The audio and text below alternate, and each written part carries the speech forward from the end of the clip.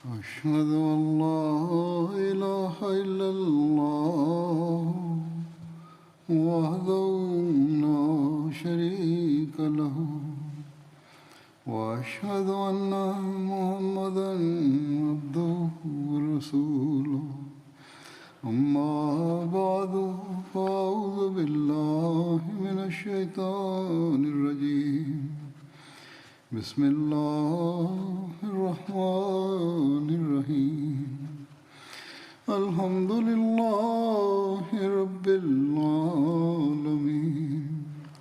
الرحمن الرحيم مالك يوم الدين إياك نعبد وإياك نستعين اهدنا الصراط المستقيم صراط الذين أنعمت عليهم غير المغضوب عليهم ولا الضالين. Die Erwähnung über die Diskussion zur Wahl von Hazrat Abu Bakr als Khalif hat stattgefunden. Darüber heißt es in Tarikh Tabri: In dieser Versammlung ist Khwab bin Munzir aufgestanden und sagte: O Gruppe der Ansar, die Entscheidungsbefugnis darüber sollte in euren Händen liegen. Denn diese Leute stehen gerade unter eurem Schutz, also die Muhajirin. Niemand wird die Kraft haben, sich gegen euch zu erheben. Ferner werden die Menschen nicht entgegen eurer Absicht handeln. Ihr besitzt Ehre, Vermögen, Anzahl, Kraft und Stärke, Erfahrung in Kampfhandlungen, Tapferkeit und Mut.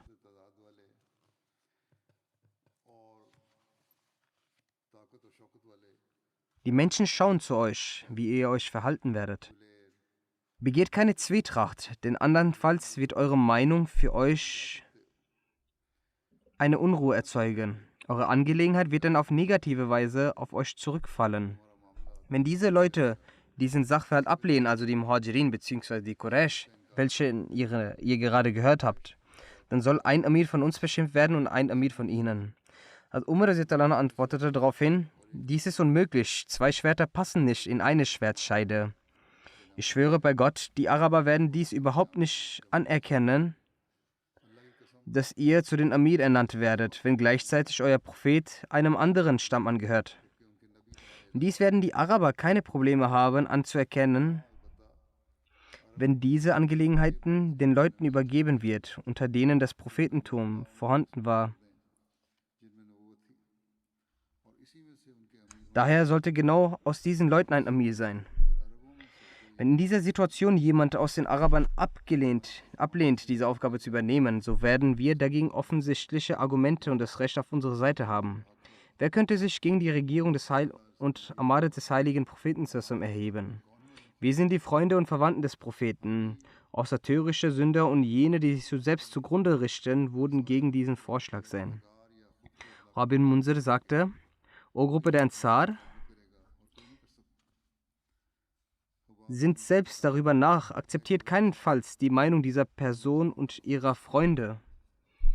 Sie wollen euch euren Anteil wegnehmen, und wenn diese Leute unsere Ansicht nicht annehmen, dann sollt ihr sie aus euren Orten vertreiben.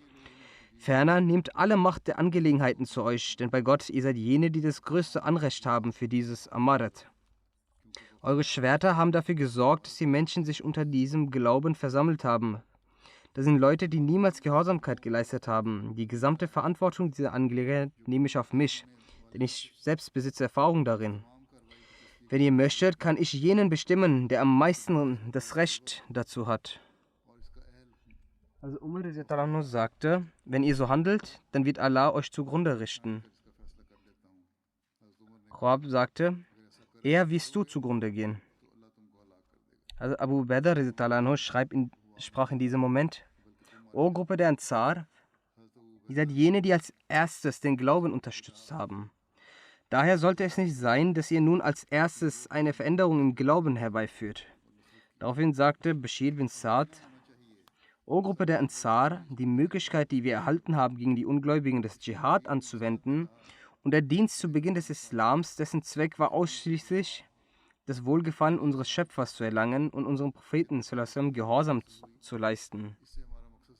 Es gehört sich nicht für uns, dass wir anderen unsere Vorzüge vor Augen führen und wir beabsichtigen damit nicht irgendeinen Vorteil von der Welt. Allah hat uns in dieser Angelegenheit große Güte erwiesen. Hört zu, Muhammad sallam war von den Quraysh, daher hat sein Volk ein größeres Anrecht darauf. Ich schwöre bei Allah, dass ich bei diesem Sachverhalt mit ihnen keinen Streit führen werde. Fürchtet Allah, erhebt euch nicht als Gegner gegen sie und streitet nicht mit ihnen darüber. Die Ansprache, die Hazrat Umar hielt, dessen Überlieferung lässt sich auch bei Sunan Kubra an-Nisai finden.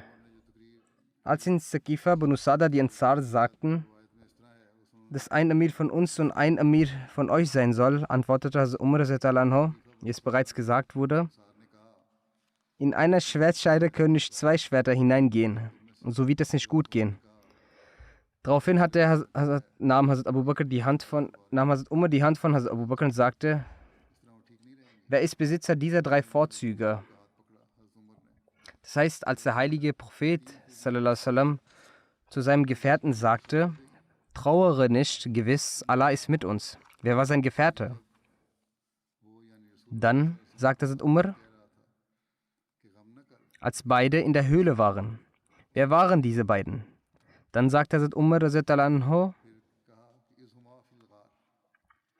trauere nicht, gewiss, Allah ist mit uns. Mit wem war der heilige Prophet sallam? Nachdem Hazrat Umar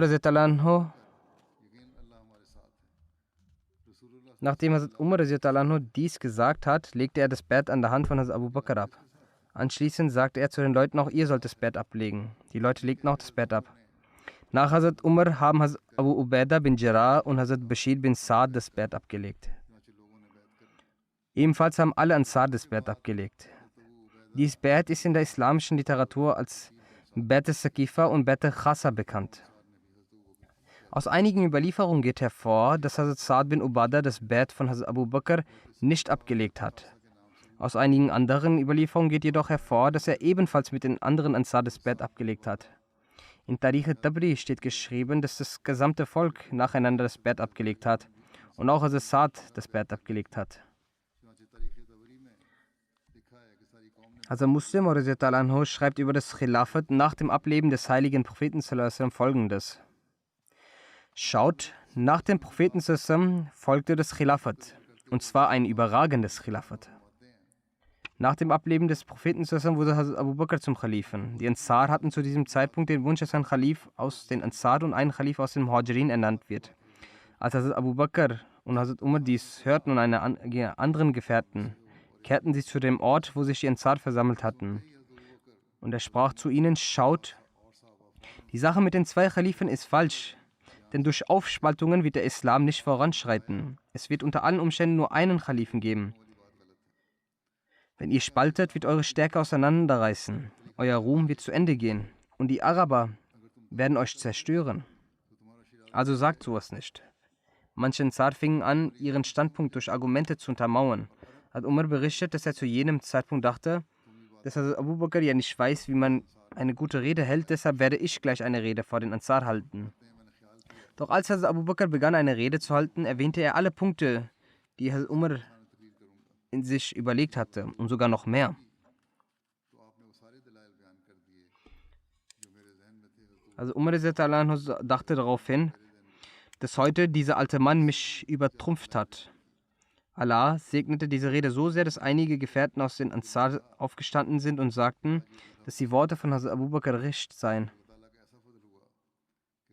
Die Araber werden niemanden anderen außer jemanden aus Mekka gehorchen. Dann sagte einer aus den Ansar leidenschaftlich, O mein Volk, Allah hat in diesem Land seinen Gesandten geschickt. Seine eigenen Verwandten verbannten ihn aus seiner Stadt und wir gaben ihm in unseren Häusern Platz. Deswegen hat Allah uns Respekt gewährt. Wir aus Medina waren unbekannt und verspottet. Doch wegen diesem Propheten wurden wir bekannt und respektiert. Erachtet diese Angelegenheit, die euch Respekt verholfen hat, als genügsam an und seid nicht zu geizig. nicht, dass wir deswegen Schaden davon tragen.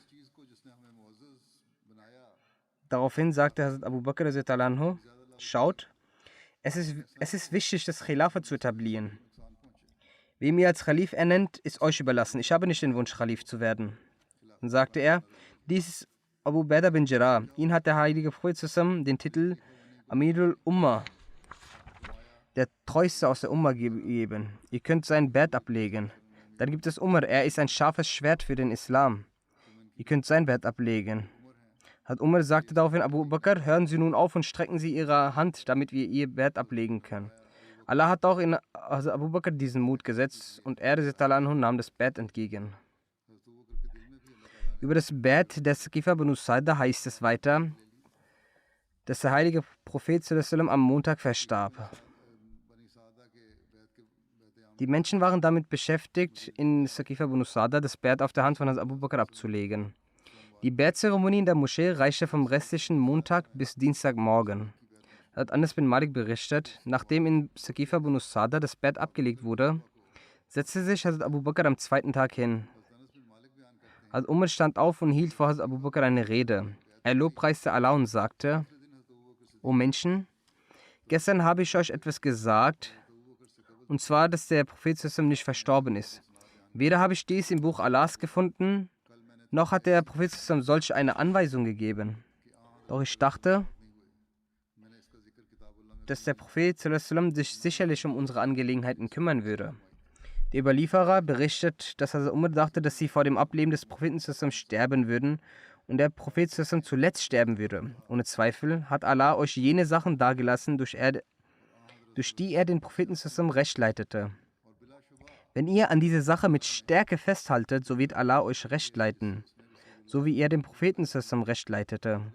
Allah hat eure Angelegenheiten in die Hände eines solchen Mannes gelegt, welcher der Beste unter euch ist, welcher ein Gefährte des heiligen Propheten ist, und über den Vers, wie sie beide in der Höhle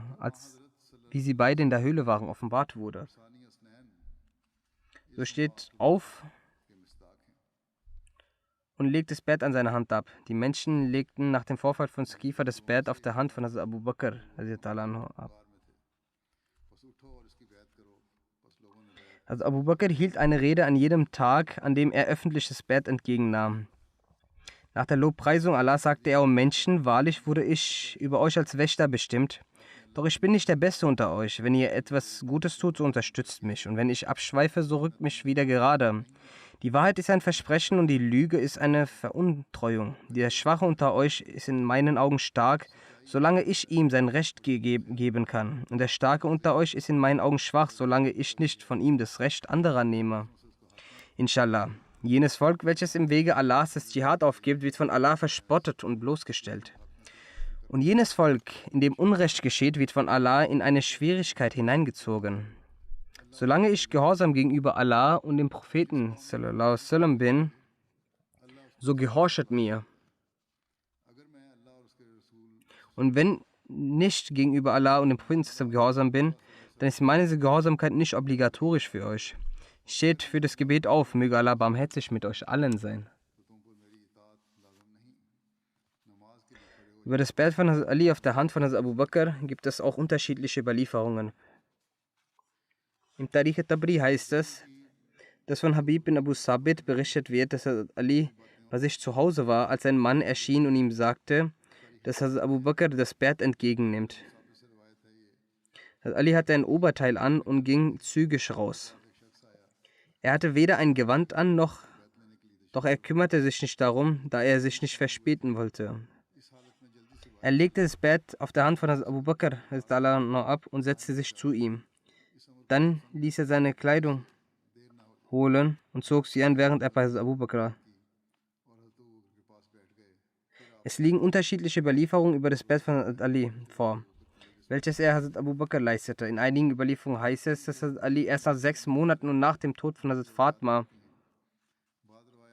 Fatma das Treuegelübde ablegte, wobei andere überlieferten, dass Ali sofort das Bett mit voller Hingabe ablegte. Von Hazrat Abu Said Khudri wird überliefert, dass als die Menschen Hazrat Abu Bakr ihr Treuegelübde geschworen hatten, wandte Hazrat Abu Bakr sich der Menschenmenge zu und ließ seinen Blick schweifen, jedoch konnte er Hazrat Ali nicht erblicken. Er erkundigte sich nach ihm und erfuhr, dass dieser nicht anwesend war. Daraufhin sind einige von den Ansar zu ihm gegangen und haben ihn zu dieser Versammlung gerufen. Abu Bakr sagte zu ihm: Du bist der Sohn des Onkels von unserem Propheten und ebenso sein Schwiegersohn. Möchtest du etwa die Kraft der Muslime brechen? Ali antwortete: O Kalif des Propheten, bitte sagen Sie sowas nicht. Daraufhin legte Hazrat Ali das Bett an der Hand von Hazrat Abu Bakr ab. Lama ibn Kathir sagt, dass Hazrat Ali ibn Abi Talib bereits am ersten oder zweiten Tag nach dem Tod des heiligen Propheten das Bett abgelegt hat. Und diese Überlieferungen sind am zutreffendsten, da Hazrat Ali stets an der Seite von Hazrat Abu Bakr stand und nie von ihm abwich. Auch hatte Hazrat Ali nie verweigert, das Gebet unter der Leitung von Hazrat Abu Bakr zu verrichten. Der verheißte Messias schreibt, Hazrat Ali hatte zu Beginn das Bett an der Hand von Hazrat Abu Bakr noch nicht abgelegt und ging nach Hause. Er kam aber kurze Zeit später mit einer Gebetsmütze und ohne seinen Turban wieder und gelobte Hazrat Abu Bakr seine Treue und ließ danach seinen Turban holen. Daraus lässt sich schließen, dass Hazrat Ali, sobald er es erfuhr, dass Hazrat Abu Bakr das Bett annahm, er in solcher Eile sich auf den Weg zu ihm begab, ohne sich fertig zu machen und sogar seinen Turban aufzusetzen. Also Muslim sagt, dass Hazrat Abu Bakr schaut auf Hazrat Abu Bakr, er war ein gewöhnlicher Händler aus Mekka, aber erst durch den heiligen Propheten und seine Anhängerschaft errang er Anerkennung und sein Name wird mit großer Ehre und großem Respekt behandelt. Nach dem Ableben des heiligen Propheten ernannten die Muslime Hazrat Abu Bakr zu ihren Khalifen.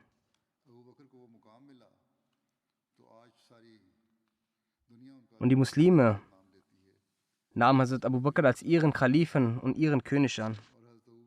Und auch in Mekka versammelten sich die Menschen. Auch Hazrat Abu Bakrs Vater Abu Bakr Qahafa war dort. Als diesem mitgeteilt wurde, dass sein Sohn zum Khalifen der Muslime ernannt wurde, war es nahezu unmöglich für ihn, dies zu akzeptieren. Er vergewisserte sich, ob es sich dabei wirklich um seinen Sohn handelt und erhielt die Bestätigung.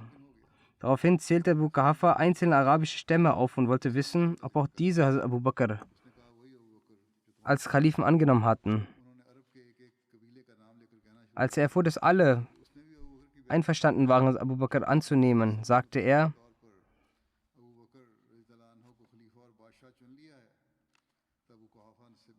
Ich bezeuge, dass niemand außer Gott anbetungswürdig ist und ich bezeuge, dass der Prophet Muhammad Allahs wahrer Gesandter ist.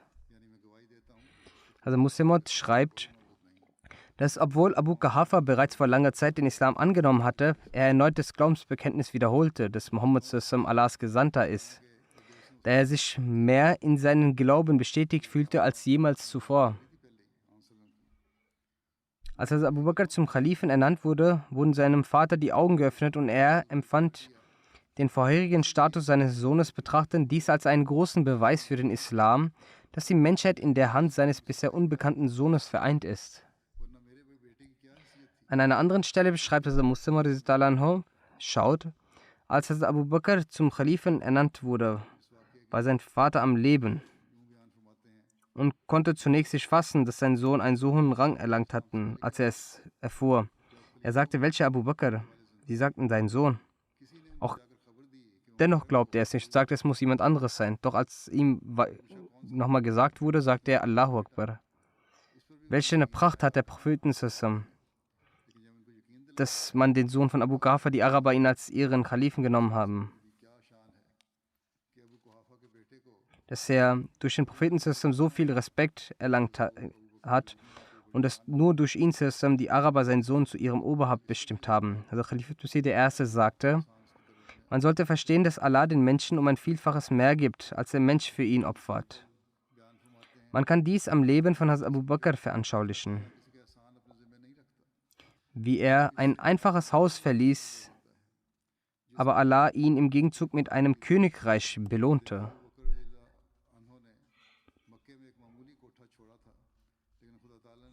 Bezüglich des Khilafat von Hazrat Abu Bakr gibt es auch einen Traum, darüber heißt es, dass Hazrat Abdullah überliefert, dass der heilige Prophet sagte: Ich sah in einem Traum, dass ich vor einem Brunnen stehe und Wasser rauszog. Zu dieser Zeit kam also Abu Bakr und er zog mit einem oder zwei Griffen diesen Eimer, als wäre er etwas schwach. Aber Allah hielt seine Schwäche verborgen. Dann kam also Umar bin Khattab und der Eimer wandelte sich in einen großen Eimer um. Und ich habe niemanden gesehen, der so gut gearbeitet hat wie Hazrat Umar. Er holte so viel Wasser raus, dass alle satt wurden und zurück zu ihren Häusern gingen. Es gibt auch einen Traum von Hazrat Abu Bakr, radiallahu anhu. Über diesen heißt es, dass Hazrat Abu Bakr eins im Traum sah, dass auf seinem Körper zwei jemenitische Gewandstücke sind, doch auf der Brust sind zwei Flecken. Hazrat Abu Bakr erzählte den Traum den heiligen Propheten zusammen, worauf der heilige Prophet sagte, mit den zwei jemenitischen Gewandstücken ist gemeint, dass du eine gute Nachkommenschaft haben wirst. Und die zwei Flecken bedeuten eine Führung von 2 Jahren. Du wirst also für 2 Jahre der Befehlshaber der Muslime sein. Über das Festlegen eines Einkommens für Abu Bakr nach der Wahl des Khilafat heißt es, dass er nach dem Khilafat nach Medina kam und sich dort niederließ. Er untersuchte seine Angelegenheiten und sagte, bei Gott, mit zeitgleichem Treiben des Handelns werden die Angelegenheiten der Leute sich nicht bessern. Dafür sind freie Zeit und volle Aufmerksamkeit notwendig. Auf der anderen Seite ist es auch für meine Familie wichtig. Deshalb unterließ er den Handel und begann aus dem Bettelmal für sich und seine Familie täglich eine Summe zu entnehmen. Für seine privaten Ausgaben wurde eine Summe von jährlich 6000 Dirham genehmigt. So wurde aus dem Bettelmal für Abu Bakr eine Summe festgelegt, damit seine und die Versorgung seiner Familie gewährleistet ist. Doch als der Todeszeitpunkt von Abu Bakr nahte, ordnete er seine Verwandten an, alles, was er vom Bettelmal entnommen hat, vollständig zurückzuzahlen und für die Zahlung dessen dieses und jenes Grundstück zu verkaufen. Alle Gelder der Muslime, die ich für mich verwendet habe, sollen durch den Verkauf dieser Grundstücke vollständig entrichtet werden. Als er nach seinem Ableben Hazrat Umar zum Khalifen wurde und die Geldsumme ihn erreichte, begann er zu weinen und sagte, O Abu Bakr Siddiq, du hast eine große Last auf deinen Nachfolger gelegt. Also Muslim radiallahu sagt, dass Abu Bakr radiallahu der Führer der gesamten islamischen Welt war. Doch was bekam er? Er war zwar der Wacher der öffentlichen Gelder, doch besaß keine Macht über diese Gelder. Zweifellos war Abu Bakr ein großer Händler, doch er hatte sehr stark die Gewohnheit, dass wenn auch immer Geld kam, er es auf dem Wege Allahs spendete. Deshalb kam es dazu, dass als der heilige Prophet verstarb und er zum Khalifen wurde, er zu der Zeit kein Geld hatte. Schon am 2. Tag des Khilafat nahm er die Wäscheleine und zog los, um diese zu verkaufen. Auf dem Weg begegnete ihn Hazrat Umar und fragte, was pflegen Sie zu tun? Er antwortete, schließlich habe ich doch was zu essen. Wenn ich keine Kleider verkaufe, was soll ich denn essen? Von wem dann? Umar sagte, dass das so nicht sein kann.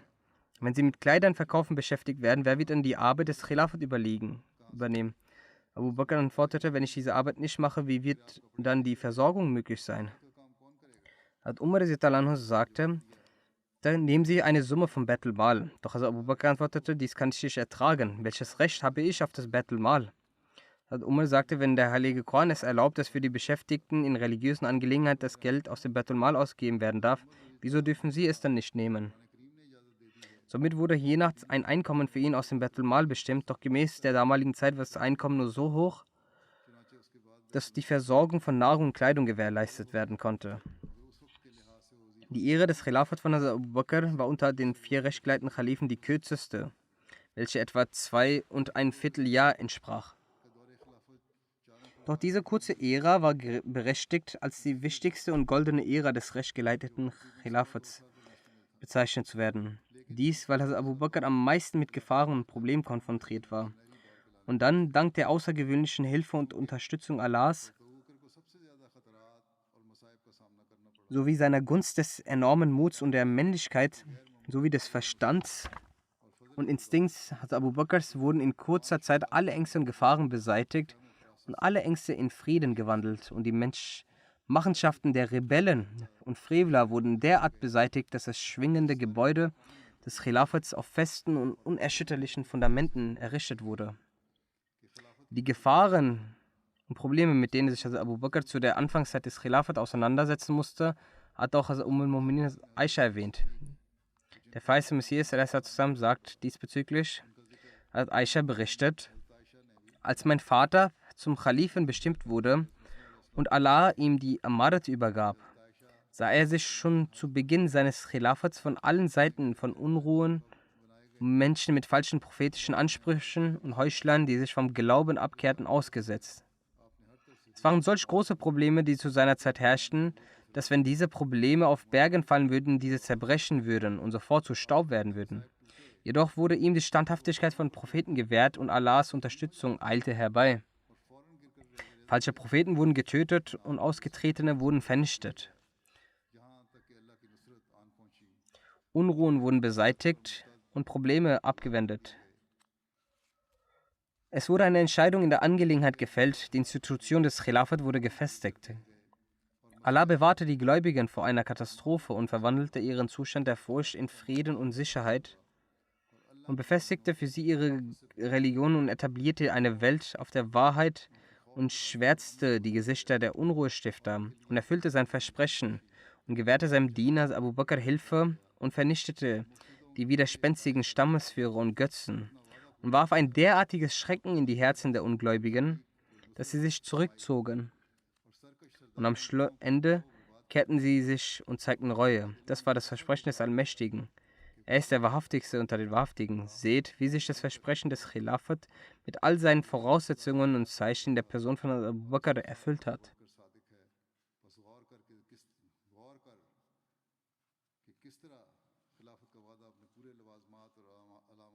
Abu Bakr musste schon zu Beginn seiner Amtszeit mit folgenden 5 Problemen kämpfen. Erstens, die Trauer um den Tod des heiligen Propheten.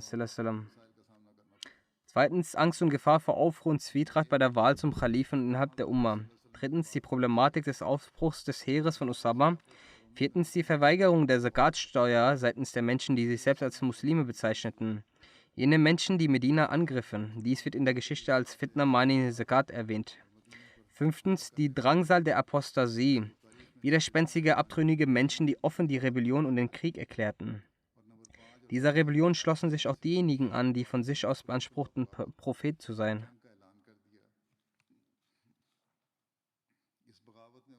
Die Details zum Erfolg, den Allah in der Beseitigung all dieser Situationen der Furcht und Probleme, also Abu Bakr gewährt hat, werden im weiteren Verlauf erläutert.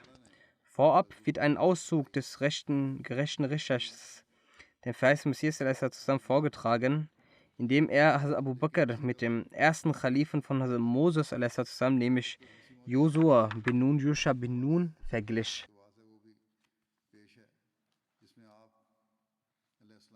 Er erläuterte die Probleme, Siege und Erfolge, die Abu Bakr verzeichnete. Der verheißene Messias sagte, der Vers, durch den die Ähnlichkeit beider Institutionen, das heißt die Institution des mosaischen Khilafat und die des mohammedanischen Khilafat bewiesen wird, wodurch eindeutig und gewisslich verstanden wird, dass die Khalifen der mohammedanischen Anhänger ähnlich und vergleichbar mit dem mosaischen Prophetentum sind, lautet folgendermaßen.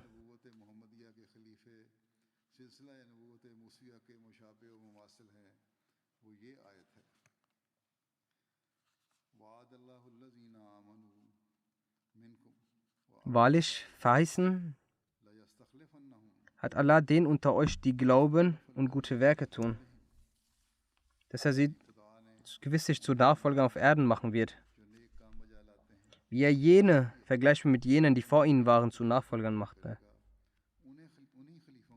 Wenn wir das Wort vergleichbar betrachten, das die Ähnlichkeit der mohammedanischen Khalifen mit den mosaischen Khalifen als erforderlich erklärt, dann müssen wir gestehen, dass eine Ähnlichkeit der Khalifen beider Khalifentümer notwendig ist. Den Grundstein für diese Ähnlichkeit legte Abu Bakr und das letzte Vorbild dieser Ähnlichkeit wird jener Messias und Siegel des mohammedanischen Khalifen sein, der letzte Khalif des mohammedanischen Khalifentums ist. Der erste Khalif ist Abu Bakr Und er steht Joshua, dem Sohn von Nuns, gegenüber und ist sein Ebenbild. Gott hat ihn nach dem Tod des heiligen Propheten für das Khilafat auserwählt. Er hauchte in ihm vehement den Geist der Weisheit ein, sodass er die Schwierigkeiten der falschen Auffassung über das Leben Jesu, die das Siegel der Khalifen bewältigen musste, all diese Zweifel beseitigte. Hat Abu Bakr mit einer absoluten Gründlichkeit. Unter allen Gefährten gab es nicht eine einzige Person, die nicht über den Tod aller vergangenen Propheten fest glaubte. Vielmehr haben alle Gefährten in allen Angelegenheiten einen derartigen Gehorsam gegenüber Abu Bakr geleistet. Ähnlich wie die Kinder Israels nach dem Tod von Moses, Joshua bin Nun, gehorchten. So wie Gott nach dem Beispiel von Moses a.s. und Joshua bin Nun mit dem heiligen Propheten zusammen stand und sein Befürworter und Helfer war, genauso wurde er zum Befürworter und Helfer von Hazrat Abu Bakr. Joshua bin Nun und Jeshu bin Nun sind eine Sache, es ist derselbe Name. In Wahrheit hat Gott ihn wie Josua bin Nun derart gesegnet, dass auch kein Feind diesen bekämpfen konnte. Und er hatte die unerfüllte Aufgabe von der Armee Usamas, welche eine Ähnlichkeit mit der unerfüllten Aufgabe von Moses hatte. So hat er es durch die Hand von Abu Bakr erfüllt. Eine weitere verwunderliche Ähnlichkeit von Abu Bakr mit Joshua bin Nun ist es, dass die Nachricht vom Tod von Moses zuerst Joshua bin Nun erreicht hat. Und Gott hat diese ohne zu zögern in sein Herz offenbart, als Moses verstorben ist, damit die Juden über den Tod von Moses nicht in einem Irrtum oder Meinungsverschiedenheiten befangen werden, so wie es im Buch Josuas im Kapitel 1 ersichtlich ist. Genauso ist es bei dem Tod des heiligen Propheten zusammen. Zuerst Abu Bakr, der diese gute Tat vollbrachte und seine Stirn küsste und sagte, er war lebendig rein und nach dem Sterben ist er auch rein. Ferner die Gedanken, die über das Leben des heiligen Propheten zusammen in den Herzen einiger Gefährten aufgekommen waren. So hat er diese in einer Versammlung mit den Zitieren eines Verses vom heiligen Koran beseitigt. Und so hat er auch diesen falschen Gedanken ausgemerzt, welcher in den Überlieferungen über das Leben von Jesus aufgrund der Tatsache, nicht genau auf die Aussprüche des Propheten zu achten, in den Herzen einiger zu finden waren. So wie es Joshua bin Nun den Feinden des Glaubens und die Leugner und Unruhestifter vernichtet hat, genauso sind auch viele solcher Unruhestifter und falsche Propheten durch die Hand von Abu Bakr vernichtet worden. So wie Moses unterwegs in solch einer schwierigen Zeit verstarb und die Kinder Israels hatten noch nicht über die Kanäer besiegt und es noch viele Bestrebungen übrig waren und ebenfalls eine Aufruhr der Feinde vorhanden war. Und nach dem Versterben von Moses hat sich eine solch noch schlimmere Zeit aufgetan. Genauso ist nach dem Versterben von unserem Propheten zusammen eine gefährliche Zeit entstanden. Viele Gruppen der Araber wurden abtrünnig, einige hatten sich sogar geweigert, die Zakat zu zahlen, oder einige von ihnen wurden zu falschen Propheten. In solch einer Zeit, die nach einem Kalifen verlangte, der ein strahlendes Herz hat, beständig, stark im Glauben, tapfer und mutig ist, so wurde Abu Bakr zum Kalifen ernannt. Als er zum Kalifen wurde, musste er großem Leid und großen Problemen entgegnen, so wie die Worte von Aisha lauten: Wegen einigen Unruhen und Rebellionen der Araber und wegen den falschen Propheten hat mein Vater, als er zum Kalifen Allahs ernannt wurde, solche Probleme erlebt und solch ein Leiden, dass wenn dieses Leiden auf einen Berg hinuntergegangen wäre, so wäre dieser Berg gefallen und dieser wäre zertrümmert worden und wäre dem Erdboden gleichgemacht worden. Aber es ist das Gesetz Allahs, dass wenn ein Khalif von Allah nach seinem Tod ernannt wird, so werden dann Tapferkeit, Willenskraft, Beständigkeit, Weitsicht und der Geist der Kraft, um das Herz zu stärken, in ihm eingehaucht. So wie in dem Buch von Joshua, Kapitel 1, Vers 6, Allah zu Joshua sagt: Werde stark und sei tapfer. Moses ist ja gestorben.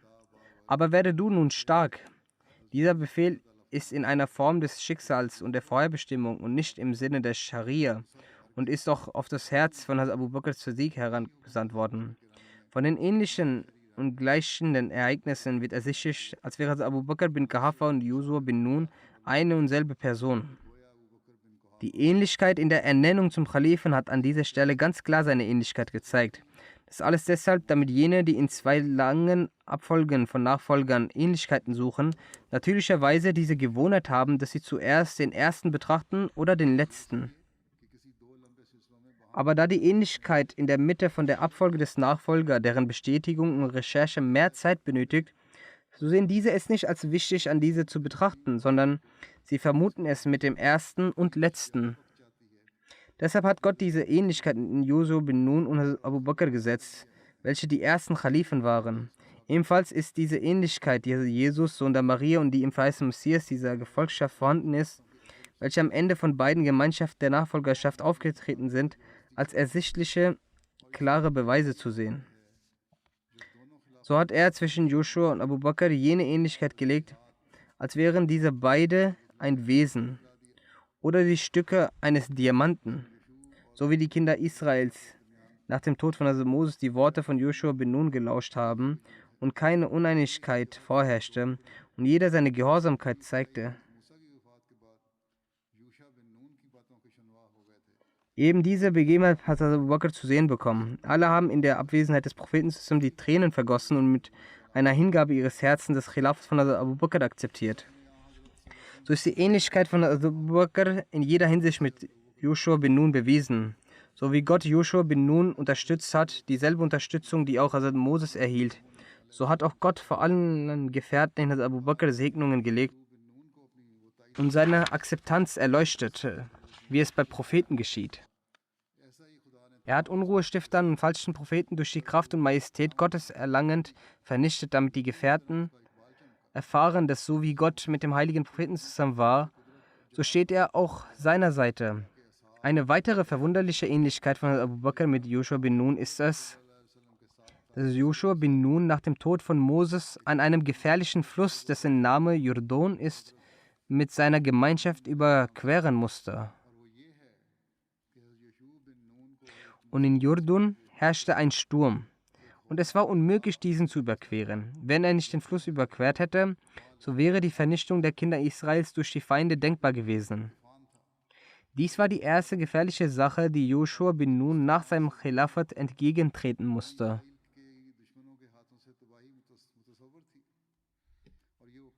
Zu dieser Zeit rettete Gott auf eine wundersame Weise Joshua bin Nun und seine Armee vor diesem Sturm und schuf in Jordan Trockenheit, wodurch er mit Leichtigkeit hindurchging.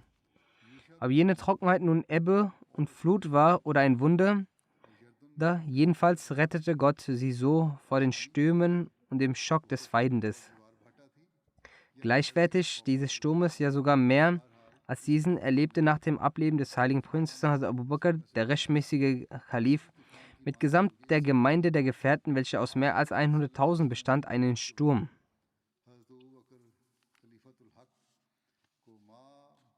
Das heißt, dass im Land starke Rebellion ausbrach und jene Beduinen Arabiens, zu denen Gott sprach,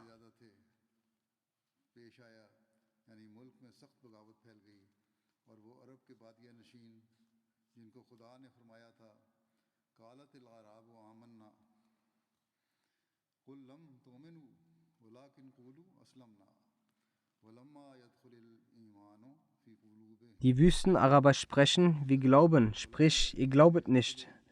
Saget vielmehr, wir haben den Islam angenommen, denn der Glaube ist noch nicht eingezogen in eure Herzen. Es war wichtig, dass sie gemäß dieser Offenbarung sich verschlechterten, sodass die Offenbarung sich erfüllte. Die Bedeutung dieses Verses lautet, dass einige Beduinen behaupteten, sie würden glauben. So antwortete, ihr glaubt nicht, aber sagt, dass ihr bereits Muslime seid. Jedenfalls sagt er, dass es so geschehen ist und all diese Leute wurden abtrünnig und manche verweigerten sich, die Zakat zu zahlen. Und manche Leute erhoben Ansprüche auf das Prophetentum, denen sich viele äußerst unglückselige Menschen angeschlossen und die Anzahl von Feinden sich so sehr erhöhte, dass die Gemeinde der Gefährten im Gegensatz zu diesen nichts war. Und ein starker Sturm im Lande ausbrach. Und dieser Sturm war viel größer als jenes Wasser, welchem sich Hazrat Joshua bin Nun stellte, und so wie Hazrat Joshua nach dem Ableben von Hazrat Moses plötzlich auf unerwartete Weise in starke Bedrängnis geriet, dass das Meer in starkem Sturm war und sich kein Schiff vorfand und von allen Seiten der Feind drohte. Eben diese Bedrängnis erlitt Hazrat Abu Bakr, dass der heilige Prophet zusammen starb und ein arabischer Sturm der Apostasie ausbrach und ein zweiter Sturm von falschen Propheten in diesem Kraft gab. Dieser Sturm war nicht weniger als der von Joshua, sondern er war viel größer. Und so wie Gottes Wort also Joshua Kraft gab und sagte, dass wohin du auch gehst, ich bin mit dir. Sei stark und werde tapfer und werde nicht mutlos. Da entstand in Joshua viel Kraft, Sicherheit und jener Glaube, welcher nur mit dem Trost Gottes zum Vorschein kommt. Genauso hat Hazrat Abu Bakr während der Rebellion Kraft von Gott erhalten. Derjenige, der über die damalige Geschichte des Islam Wissen besitzt, der kann versichern, dass dieser Sturm ein solch starker Sturm war, dass wenn Gottes Hand nicht mit Hazrat Abu Bakr gewesen wäre und wenn nicht der Islam tatsächlich nicht von Gott gewesen wäre und wenn Abu Bakr tatsächlich nicht der rechtmäßige Kalif gewesen wäre, so wäre der Islam an diesem Tag vernichtet worden. Aber wie der Hazrat Joshua erhielt Hazrat Abu Bakr durch die reine Schrift Gottes Kraft, weil Gott im heiligen Koran bereits zuvor diese Bedrängnis vorhergesagt hatte. Wer also den folgenden Vers mit Aufmerksamkeit liest, wird daran glauben, dass die Nachricht von dieser Bedrängnis ohne Zweifel im heiligen Koran bereits vorgestellt wurde und die Nachricht ist wie folgt im heiligen Koran.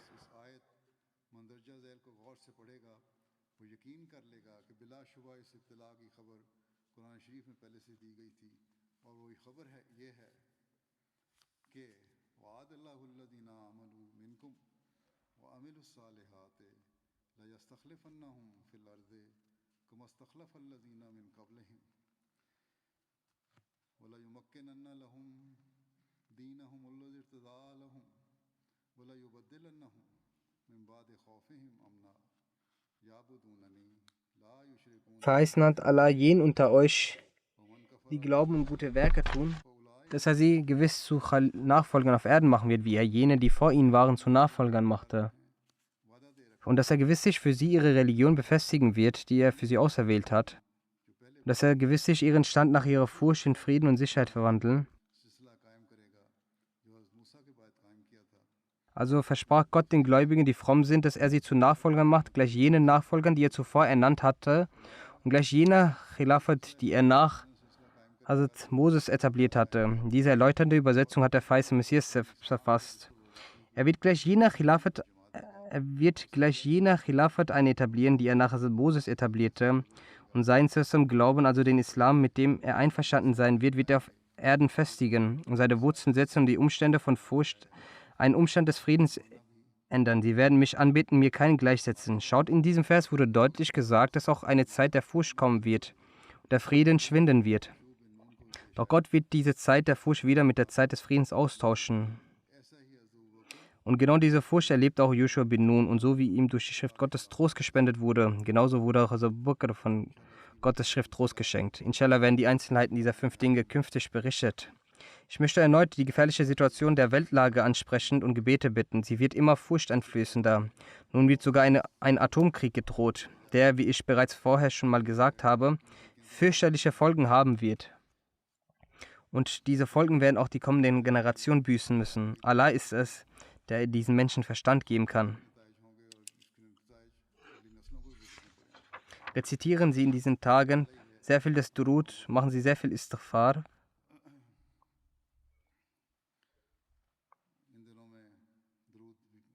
Möge Allah auch unsere Sünden vergeben und die Führer der Welt auch Verstand geben und Vernunft geben. Der verheißene Messias a.s. hatte die Gemeinde einst besonders dazu angewiesen, das Gebet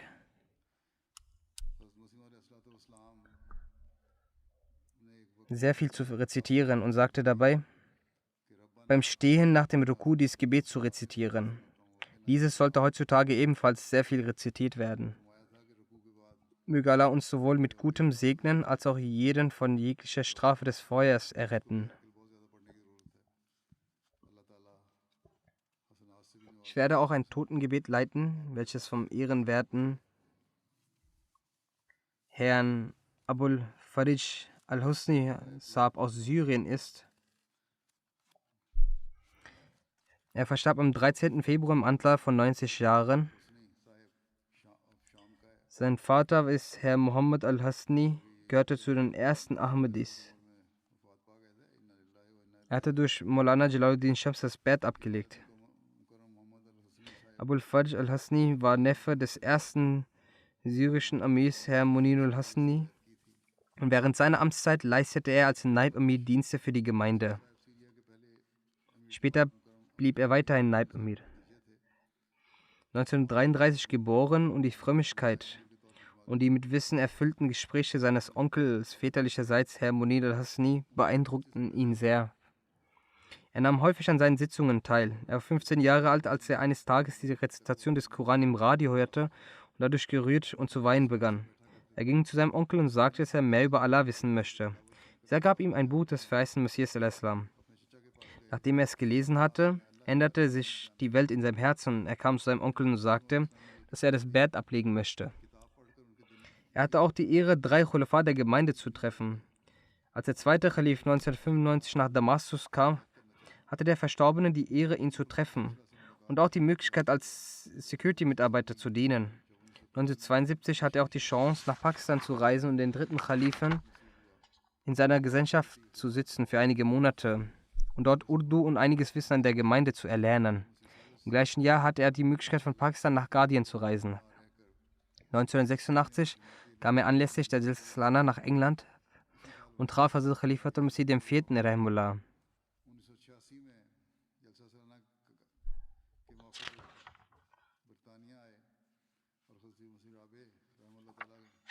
Dann hatte er 1997 erneut die Möglichkeit, nach Guardian zu reisen und auf der dortigen Jalsa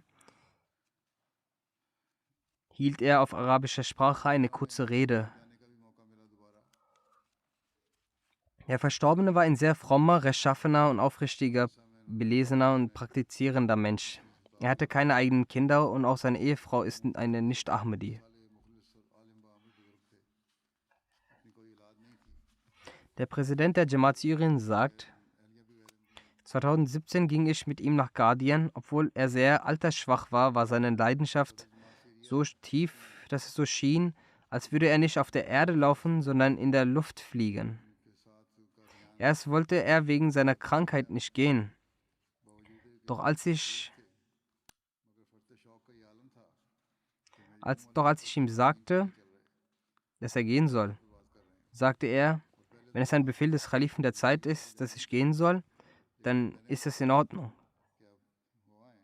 Und Allah bescherte seinen Segen, dass die Krankheit und Schwäche von ihm und seiner Ehefrau sich von beiden auflöste. Durch die Gnade Allahs ging er dorthin und er hatte sogar die Möglichkeit, das Minarat al-Masih zu besteigen. Die Beobachter berichten, dass er schneller als die Jugendlichen bestieg, obwohl er vorher selbst beim Laufen Schwierigkeiten hatte. Herr Dr. Muslim Dorobi schreibt, der Verstorbene war unter den Freunden Allahs und den Heiligen Syriens. Ich selbst und andere Freunde sind dessen Zeugen. Er war unter den bekannten Händlern in Damaskus. Er war ein Vorbild, das der Befolgung würdig war und hatte einen guten Ruf im Geschäft. Der Verstorbene war sehr intelligent. Er verrichtete regelmäßig das Tahajjud-Gebet. Er erhielt Wahrträume. Viele von ihnen verwirklichten sich. Viele von ihnen handelten auch von den Zuständen und Problemen in Syrien. Als verschiedene Murabbiyan für eine Bildung in Arabisch nach Syrien kamen, respektierte er sie sehr, weil sie erstens vom Khalifen der Zeit gesandt waren und zweitens ihr Leben für das Tabligh gewidmet hatten.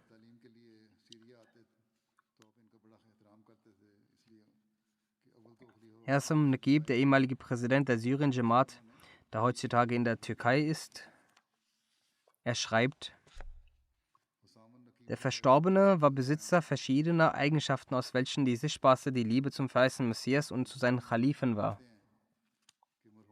Ich werde die Reise nach Guardian mit dem Verstorbenen mein Leben lang nicht vergessen. Jeder Aspekt dieser Reise war ein Wunder. Ich war in Guardian die ganze Zeit an seiner Seite. Er sprach immer dieses eine Gebet in Guardian: O mein Herr, gewähre dem Khalifen der Zeit deine Unterstützung und Hilfe und segne sein Alter und jedes Bestreben. Dann schreibt er, wenn in einer Versammlung jemand die Worte des Khalifen der Zeit wiedergab, erlaubte er währenddessen niemanden zu reden, damit er die Worte vollständig anhören und verstehen konnte und gesegnet werden könnte.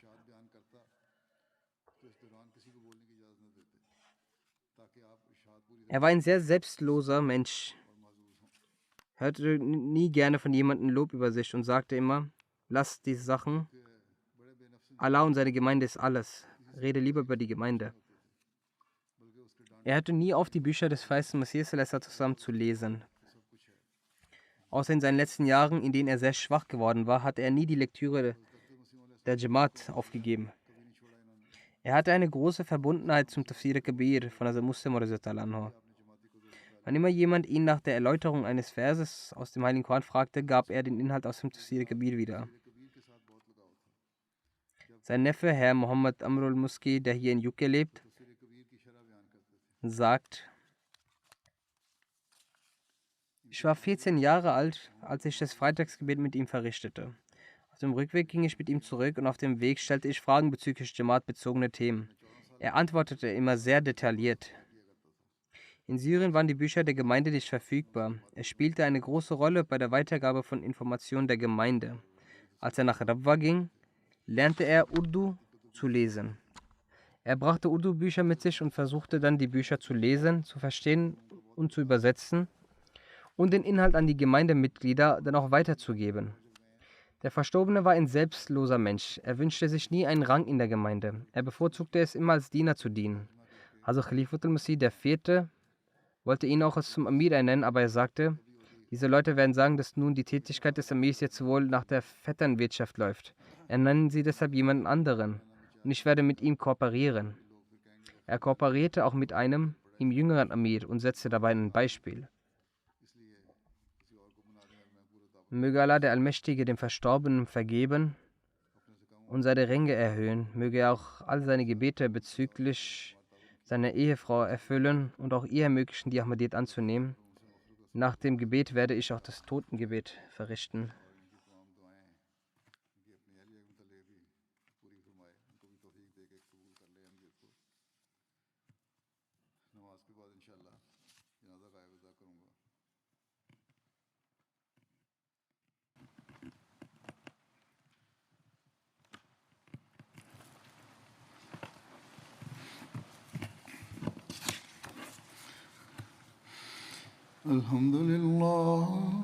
الحمد لله نحمده ونستعينه ونستغفره ونؤمن به ونتوكل عليه ونعوذ بالله من شرور أنفسنا ومن سيئات أعمالنا من يهده الله فلا مضل له ومن يضلل فلا هادي له ونشهد أن لا إله إلا الله ونشهد أن محمدا عبده ورسوله عباد الله رحمكم الله إن الله يأمر بالعدل والإحسان وإيتاء ذي القربى وينهى عن الفحشاء